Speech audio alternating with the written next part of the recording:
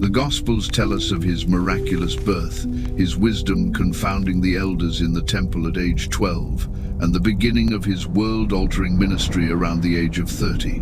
But what about the years in between? What happened during those 18 long, unrecorded years? A period so vast it constitutes the majority of his adult life before his mission began.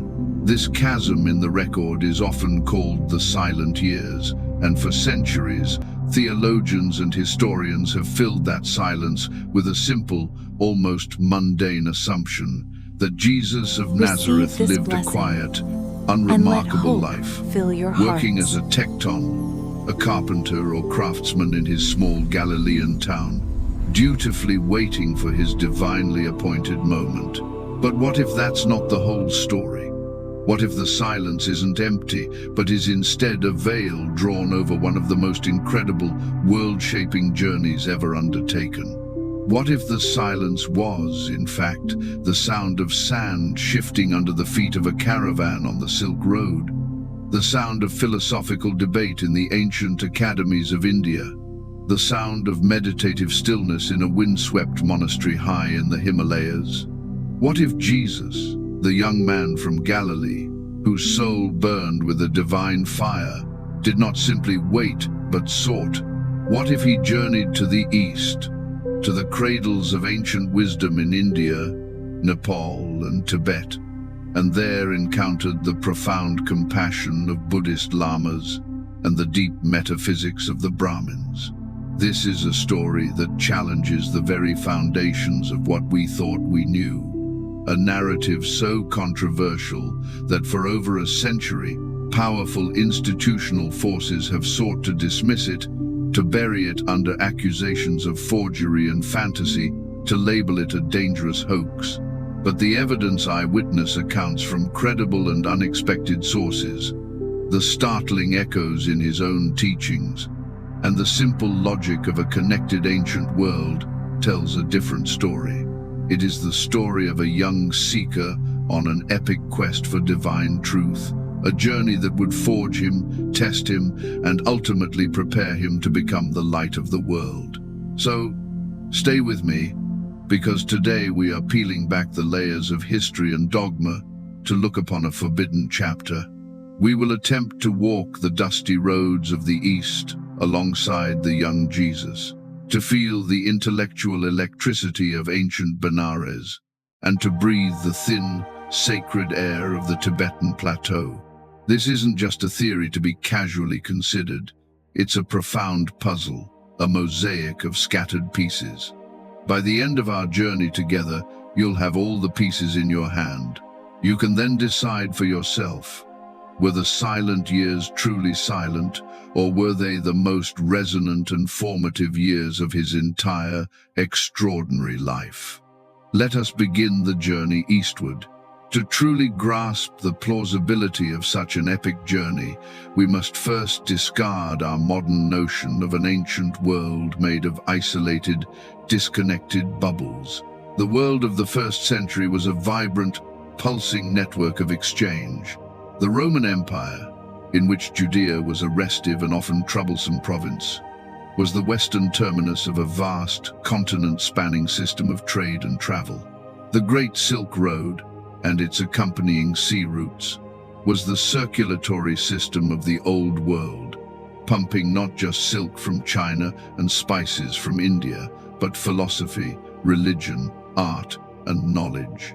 In bustling caravan cities like Palmyra in Syria, or the great trading hubs of Persia, a young man from Judea could have encountered merchants who had seen the great stupas of the Kushan Empire, or listened to the teachings of gymnosophists, the naked philosophers of India.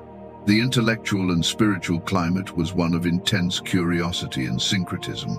In the grand libraries of Alexandria, a global center of learning, Greek philosophers furiously translated and debated the wisdom of the Egyptian priests and Persian magi. This was the era of Greco-Buddhism, a remarkable cultural fusion centered in the Gandhara region, which encompassed parts of modern-day Afghanistan and Pakistan.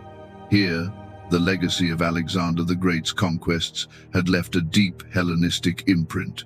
Buddhist monasteries were filled with statues of the Buddha carved in the style of Greek gods, his robes flowing like a philosopher's toga, his protectors sometimes depicted as the Greek hero Heracles. Greek artistic techniques were used to tell Buddhist stories, and Greek philosophical language was employed to articulate complex Buddhist concepts like non-attachment and the nature of reality. For a seeker of truth, this region was a magnet, a place where the logic of the West met the introspection of the East. The roads existed, the ideas were flowing, and the human thirst for wisdom knew no borders. Into this dynamic, interconnected world, our story introduces a figure as controversial as he was intrepid. Nicholas Notovich, a Russian journalist, war correspondent, and adventurer. In 1887, while on assignment in the remote, mountainous region of Ladakh, often called Little Tibet, Notovich began to hear strange and persistent whispers among the local Buddhist lamas. They spoke of a revered holy man, a Western prophet who had visited their land centuries ago. They called him Saint Isa. The name immediately electrified Notovich. Isa is the name for Jesus used throughout the Islamic world, a direct linguistic link he could not ignore. A reporter's instinct fused with a seeker's spirit, and Notovich became consumed with a single goal: to find the source of this legend.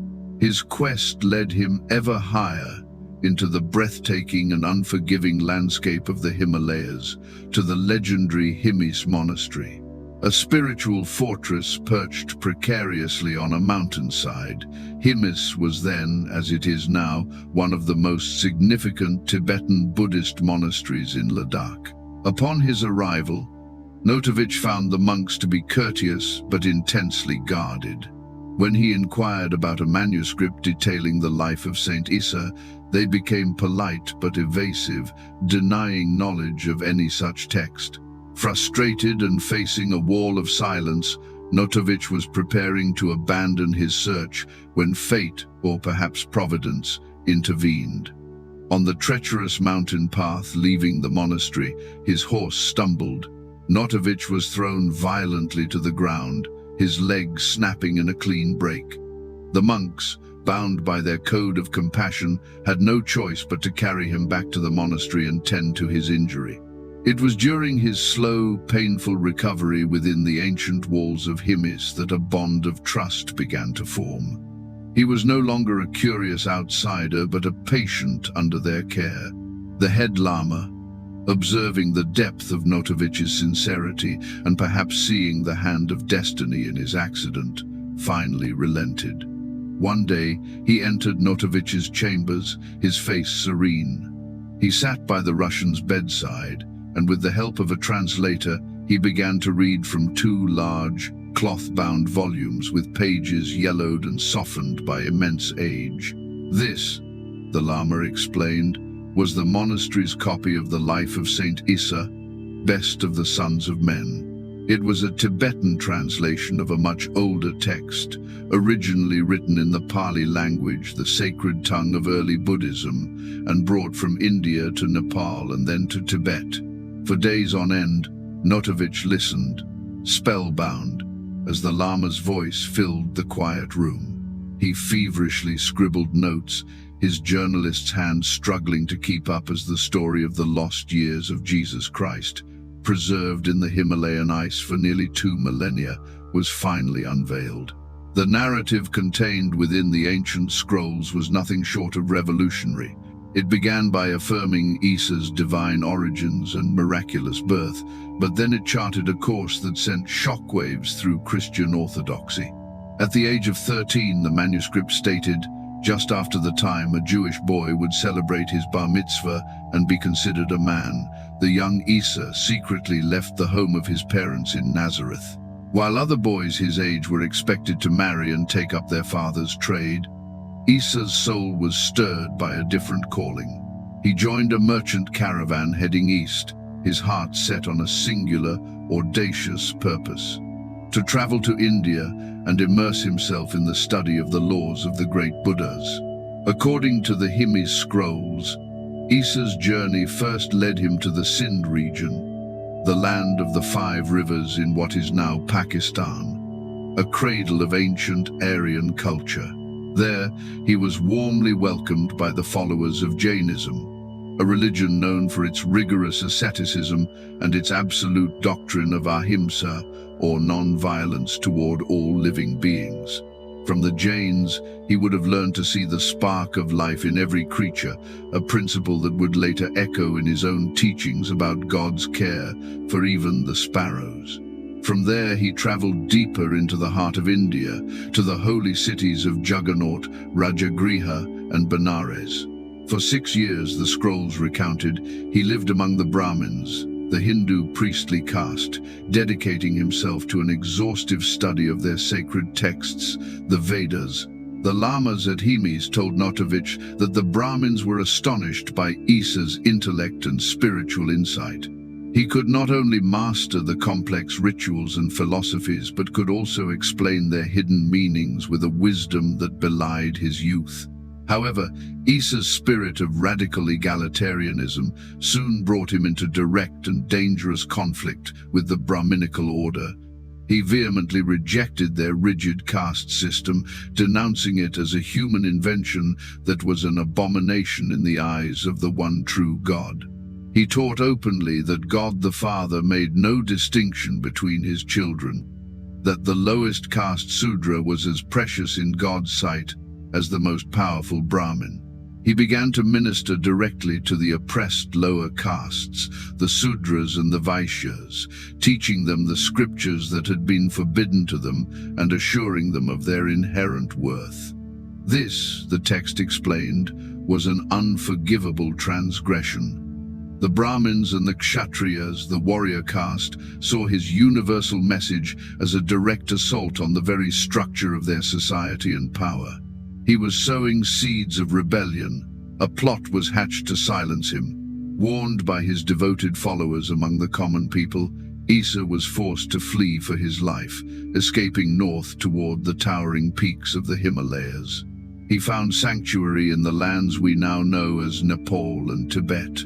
It was here, in the serene solitude of the world's highest mountains, that the scrolls said he spent the next 6 years of his life.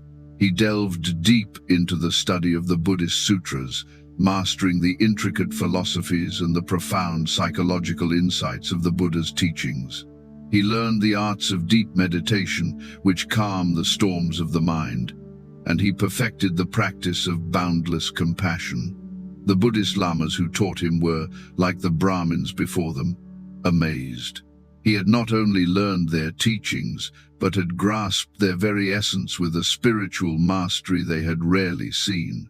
He continued to teach of a single universal creator God, but he framed his message using the principles of compassion, non-attachment, and the path to spiritual liberation that he found in Buddhism. He was no longer just a student. He had become a master in his own right.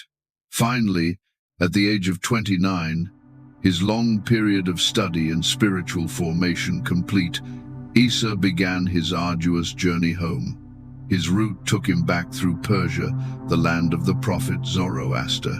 There, too, he could not remain silent. He confronted the Magi, the Zoroastrian priesthood, accusing them of corrupting the pure teachings of their prophet with idol worship and a superstitious reverence for the sun. Once again, his challenging message put his life in peril, and he was forced to flee under the cover of darkness. At last, he arrived back in his native land of Judea, his heart and mind forged by nearly 2 decades of seeking, study, and spiritual trial. The silent years were over. He was ready to deliver his world-changing message.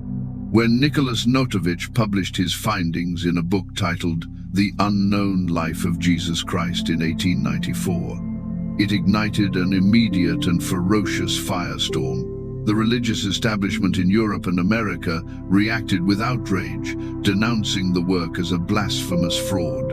Influential scholars, like the prominent Orientalist Max Muller, who, it should be noted, had never set foot in Ladakh, used their authority to dismiss the story entirely, confidently asserting that no such manuscript could possibly exist.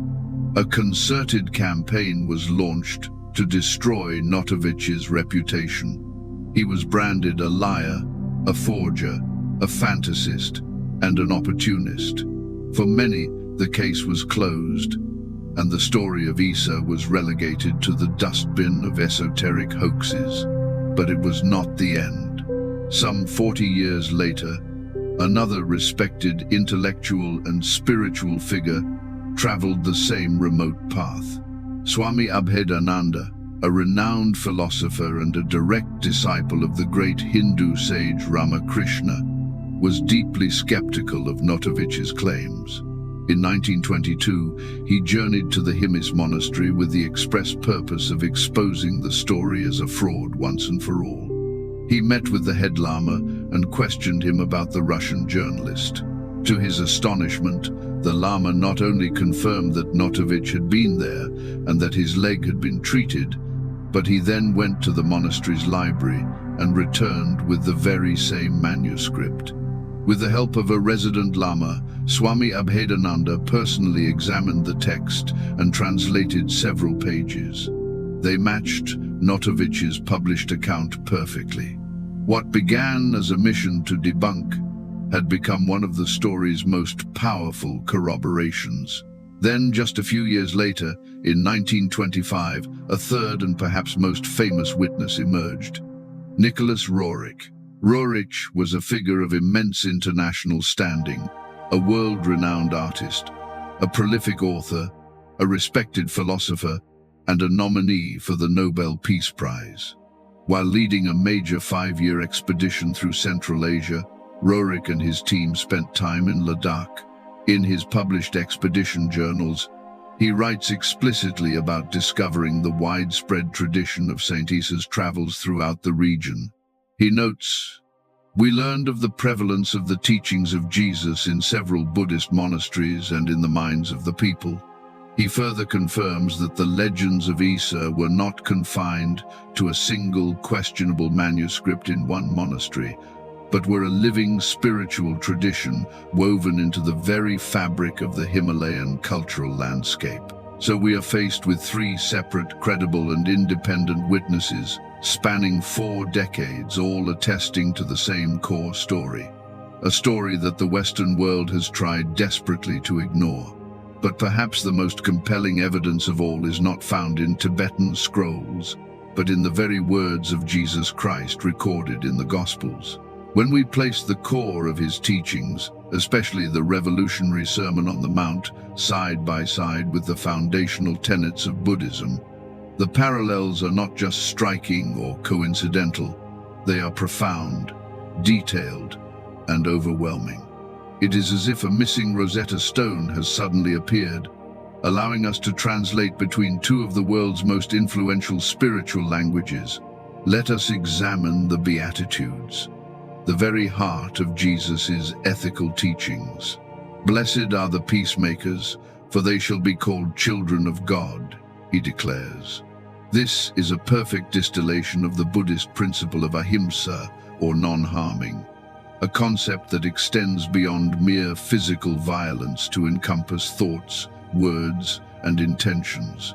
The Buddha taught that true, lasting peace can only arise from the cessation of conflict within one's own heart, a peace that then naturally radiates outward to the world.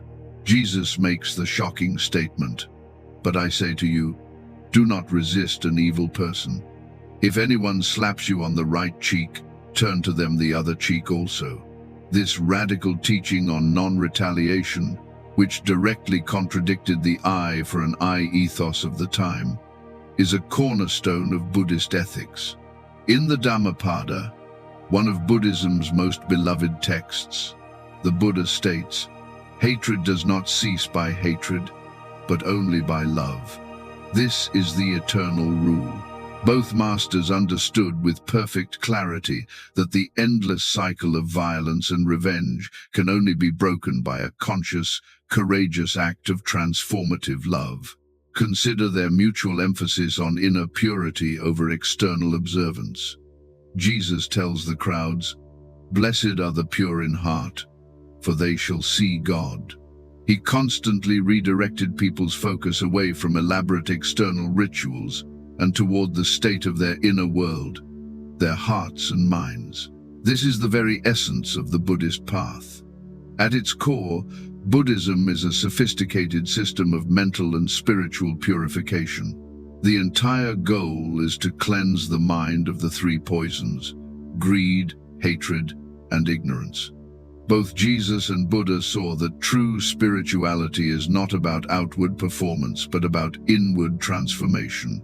The theme of non-attachment to material wealth provides another powerful bridge. Jesus warned his followers, "It is easier for a camel to go through the eye of a needle than for someone who is rich to enter the kingdom of God." He instructed them to lay up for yourselves treasures in heaven, where neither moth nor rust destroys. This is a direct parallel to the Buddhist principle of non-attachment. In his Four Noble Truths, the Buddha identified craving, tanha, particularly craving for possessions and sensory pleasures, as the root cause of all human suffering, dukkha. Both masters recognized that the relentless pursuit of wealth creates a spiritual prison, chaining the soul to the transient and impermanent world and preventing it from finding true, lasting freedom and peace. Perhaps most profoundly, there is the shared ideal of a boundless, universal love. Jesus gave his followers the ultimate commandment: love your enemies and pray for those who persecute you. This was a revolutionary concept, to love not just your family, your tribe, and your friends, but to actively love those who wish you harm is the pinnacle of spiritual development.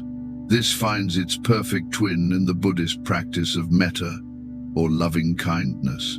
The practice of metta meditation involves the systematic cultivation of feelings of boundless love and goodwill, starting with oneself, then extending that love to friends and family, then to neutral people, then to one's enemies, and finally to all sentient beings throughout the entire universe, without distinction or exception. Both Jesus and Buddha taught that the highest and most divine form of love is a love that knows no boundaries, a love that is unconditional, impartial, and universal. Are these dozens of deep, specific parallels all just cosmic coincidences, or are they the unmistakable fingerprints of a shared stream of wisdom? Is it possible that the young seeker from Nazareth traveled the well-worn paths to the east, sat at the feet of enlightened masters, and absorbed the timeless truths of compassion, non-attachment, and inner peace? This would not mean he was just a Buddhist, or that he abandoned his heritage. The Life of Saint Issa manuscript is very clear on this point. He always taught of a single, personal creator, God the Father, a concept that is distinct from the more impersonal absolute, or the principle of no self, anatta, found in many schools of Buddhism. It would mean that he recognized the divine truth in their teachings, universal truths that resonated with his own unique soul and divine mission. He was not a passive copier, he was a master synthesizer. He took the golden threads of universal wisdom he found in the East and masterfully wove them with the profound prophetic tradition of his own Jewish heritage to create a spiritual tapestry of unparalleled beauty, strength, and power. Of course, the skeptical arguments remain, and they must be acknowledged. Critics correctly point out that the Himmes manuscript has never been subjected to independent scientific analysis in the West. They note that officials at the monastery have, at times, given conflicting stories, sometimes denying the text's existence to visitors, perhaps out of a desire to avoid the controversy it brings or to protect a sacred relic. Mainstream Christian scholars, for their part, largely dismiss the story outright, arguing that Jesus' teachings can be fully explained within his Jewish context, citing parallels with the Essenes or the Hillel school of rabbinic thought. But the questions linger, refusing to be silenced. Why would three respected independent figures like Notovich, Abhedananda, and Roerich, separated by decades and with their own reputations at stake, all report the same essential story? And why are the thematic parallels between the Sermon on the Mount and the Buddhist Dharma not just general, but numerous, specific, and profound? The silence in the Gospels remains a vast, 18-year canvas. The traditional view paints a simple pastoral scene of a village carpenter. But the story of Isa paints a masterpiece, a grand, spiritual epic across the known world, a journey of seeking and discovery that was the necessary preparation for a ministry that would forever alter the course of human history. It presents a Jesus who is not confined to one province or one tradition, but a universal Christ whose wisdom engaged with the grandest currents of human thought and spirituality. So, what are we to believe? Do you see the hand of a 19th century forger, or the preserved memory of an ancient truth? Was the resonance between the teachings of Jesus and Buddha a mere coincidence, or the direct result of an encounter on the roof of the world? Did Jesus spend his youth planing wood in a dusty Galilean workshop, or did he walk the Silk Road, debate with Brahmin priests, and meditate with Buddhist lamas in the profound silence of the Himalayas? The story of Isa offers a compelling, powerful, and transformative answer to the mystery of the silent years. It does not diminish Jesus. It expands him. It reveals a global Christ for a global age, a master whose love and wisdom were too vast to be contained by a single culture or a single book. The official story may be comfortable, but the greatest truths are often found by venturing off the marked paths, by listening to the stories that have been forgotten, suppressed, or dismissed. What we know for certain is that at the age of 30, a man emerged from the Galilean wilderness with a message of radical love, profound wisdom, and a divine authority that the world had never before encountered. Where did that fully formed revolutionary wisdom come from? Perhaps the answer has been waiting for us all along, not only in the familiar hills of Judea, but also hidden in a remote monastery, high in the snow-capped peaks of the Himalayas, preserved for those with the courage to seek it. Now, after hearing this hidden history, I must ask you, where do you stand? Has this story opened your mind to new possibilities about the life of one of history's most important figures? Do you see the powerful connections, or do you believe it is all just an elaborate and beautiful fiction? Please, leave your thoughts in the comment box below. This is a conversation that needs to be had, and your perspective is a vital part of it.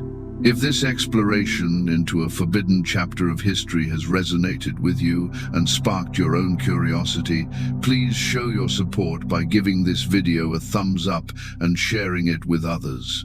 It lets us know that you want more content that dares to ask the big questions and explore the mysteries that lie just beneath the surface of accepted history. And if you are ready to uncover another profound mystery from the ancient world, one that challenges what you thought you knew about the origins of civilization itself, click on the video you see on your screen right now. The journey into the unknown is far from over. Blessings.